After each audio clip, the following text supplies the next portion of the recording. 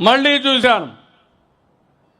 ఎక్కడ చూసినా ఆడబిడ్డల పైన అసభ్యంగా పోస్టులు పెట్టడం సోషల్ మీడియాలో.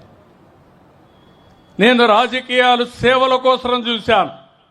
ఇప్పుడు రాజకీయాలు దిగజారిపోయినాయి. సోషల్ మీడియా వచ్చింది. ఇష్టానుసారంగా నేరస్తుల అడ్డాగా మారిపోయే పరిస్థితి వచ్చింది.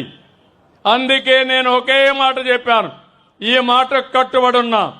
ఎవడైనా సరే సోషల్ మీడియాలో క్యారెక్టర్ అసాసినేషన్ చేస్తే అదే చివరి రోజుగా మీకుంటుందని హెచ్చరిస్తున్నా.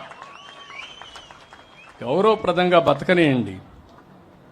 సమాజంలో మీకు చేతనైతే విలువలు నేర్పించండి.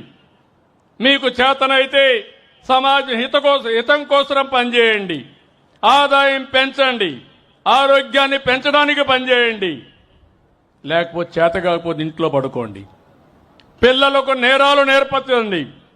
రౌడీజం నేర్పించద్దండి.